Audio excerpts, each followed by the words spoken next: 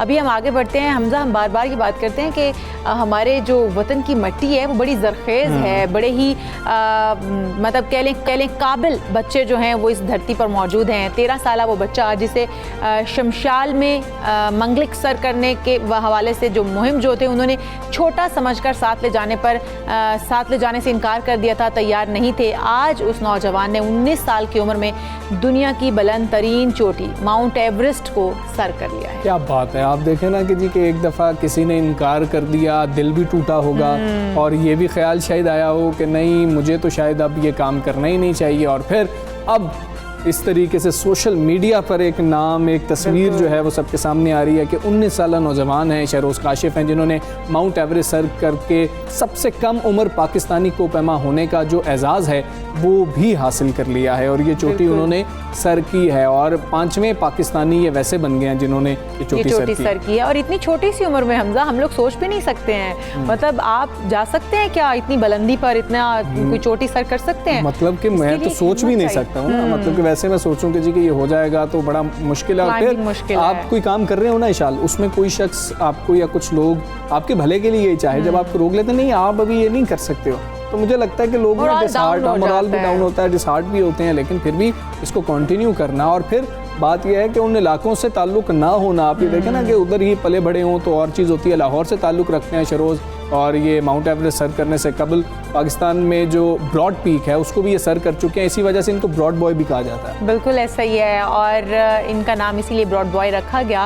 हम देखते यही हैं कि हमजा मैंने एक बार देखा भी कि जब पहाड़ी इलाकों में आप जाते हैं तो जहाँ के रहने वाले वहाँ के जो बच्चे होते हैं, बिल्कुल मुझे बहुत शौक है, एग्जैक्टली वहाँ पे जो बच्चे थे यार मैंने देखा वो बच्चे इतनी तेज़ी से चढ़ रहे हैं, पहाड़ों के रास्ते निकालते हुए ऊपर जा रहे हैं। हम लोग जो है उस तरीके से क्लाइंबिंग हमें शायद हम लोग में इतनी वो नहीं है, आदत भी नहीं है, शौक भी नहीं होता, लेकिन फिर दूसरी बात ये भी होती है कि हमें इतनी हिम्मत नहीं होती है कि हम उस तरीके से पहाड़ों को क्रॉस करते हुए ऊपर चढ़ जाएं। बच्चे जो हैं वो स्कूल कॉलेजेस जो जाने वाले हैं वहाँ के, वो बड़ी मुश्किलों से उन पहाड़ों के रास्ते जो हैं वो बड़ी आसानी से अबूर कर जाते हैं। तो शरोज़ से हम बात करने की कोशिश करते हैं कि आपको ये ख्याल कैसे आया जब आपको रोक दिया गया, तब कैसा लगा? शरोज़ अस्सलाम वालेकुम, गुड मॉर्निंग, बहुत ज़्यादा आपको मुबारक हो, आपने छोटी सी उम्र में इतना बड़ा काम किया है। और सबसे पहले तो हमें ये बताएं कि पहाड़ी इलाके से आपका ताल्लुक़ नहीं है, तो फिर ये शौक़ कैसे परवान चढ़ गया? छोटी सी उम्र में फादर के साथ एक दफ़ा जो है वो ऑफिशियल ट्रिप पे गया, तो वहाँ पे कुछ लोगों को देखा एक छोटी सी पीक पे जाते हुए, तो तब से जो है वो मैं एज अ किड मैंने भी ज़िद की कि मैं खुद भी जाऊँगा, तो तब से जो है वो एक करियर स्टार्ट हुआ और अल्हम्दुलिल्लाह 8 साल का पीरियड है और आज मैंने दुनिया की बुलंद तरीन चोटी को सर किया। अच्छा, घर वाले बड़ा प्राउड फील कर रहे होंगे जब आपको मना किया गया कि आप बहुत छोटे हो, अभी आपको साथ नहीं ले जा सकते या आप ये सर नहीं कर सकते, आपका काम नहीं है, तो कैसा फील हुआ था? किस तरीके से खुद को फिर से मोटिवेट किया कि नहीं मैं ये कर सकता हूँ? हर चीज़ के लिए I was super motivated, I was super energetic, even I was 13 years old, 14 years old, तो मैं जो है वो काफ़ी दफ़ा जो है वो भाग के जाता था पहाड़ों पे, और यू नो लाइक जैसे वो शादी हॉल में बच्चे नहीं भागते हैं उस तरह मैं पहाड़ों पे भाग करता था। तो बस काफ़ी एनर्जेटिक था शुरू से, और फादर की सपोर्ट थी, घर की सपोर्ट थी।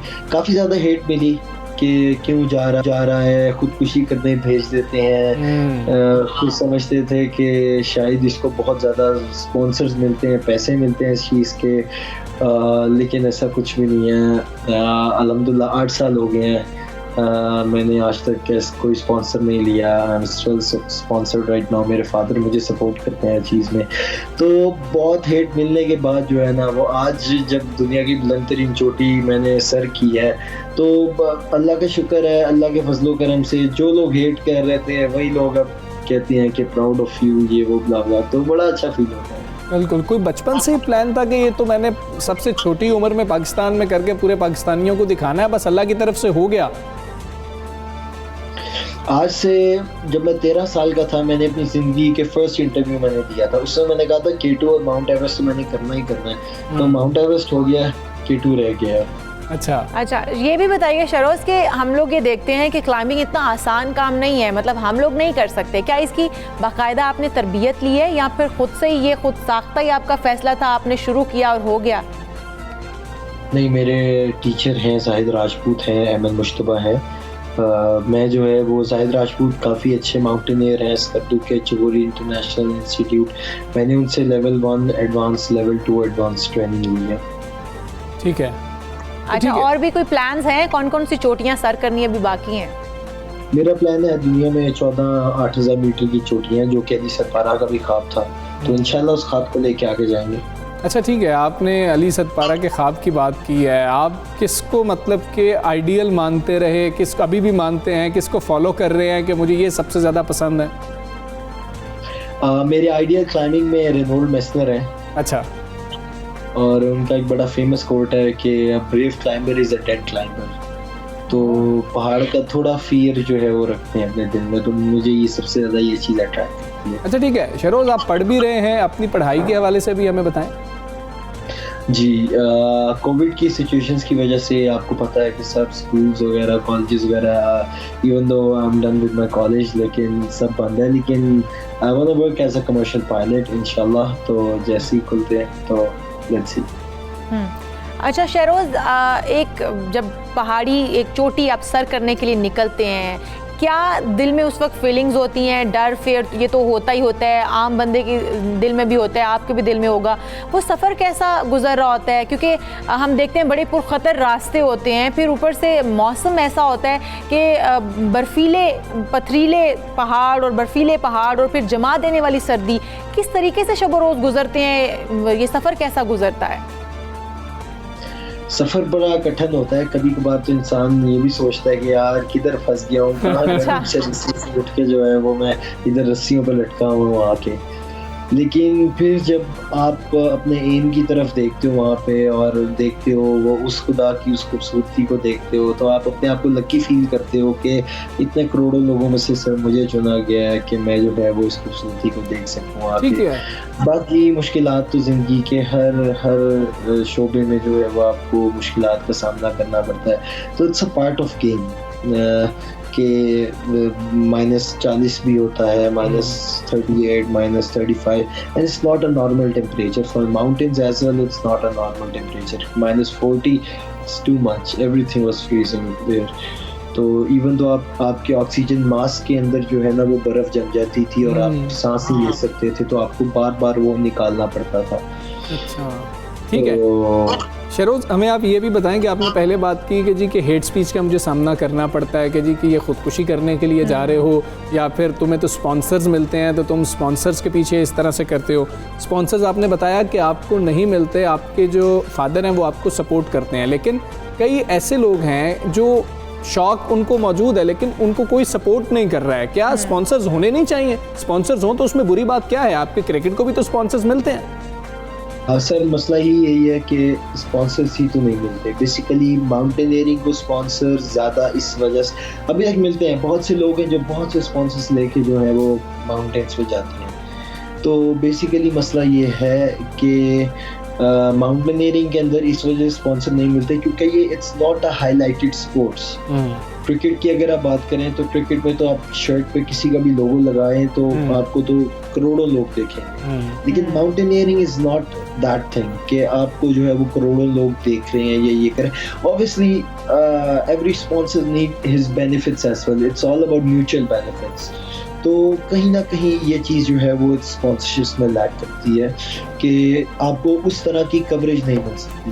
दैट्स वाई मैं प्रेसिडेंट हाउस में गया, डॉक्टर आरिफ हबी साहब से मिला मैं, और 72 ईयर्स के बाद पाकिस्तान के बनने में 72 साल हो ही गए हैं तकरीबन। तो जो माउंटेनियरिंग की कैटेगरी थी ना वो PSB की स्पोर्ट्स बोर्ड में अब आई है जाके।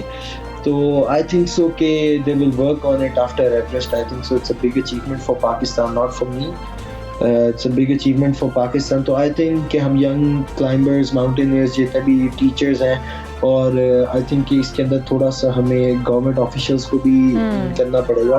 तो इस चीज़ को एक प्रॉपर, क्योंकि हमारे पास दुनिया के 5 बड़े पहाड़ हैं, तो आई डोंट थिंक सो कि हमें इस चीज़ को ज़ाया करना चाहिए। हमें इस चीज़ को जो है वो थोड़ा अपग्रेड करना चाहिए। तो शहरोज़ को मैसेज देना चाहेंगे जो इस चीज़ का शौक रखते हैं और आगे बढ़ना चाहते हैं लेकिन वसाइल भी उनके पास उतने नहीं है, सपोर्ट नहीं है, क्या मैसेज देंगे उनको? Just don't lose hope. मैंने भी नहीं छोड़ी, हर बंदे का दिन आता है। अगर आपकी नीयत साफ है, अगर आपका दिल साफ है, तो खुदा आपके जज्बात को कभी ज़ाया नहीं होने देगा।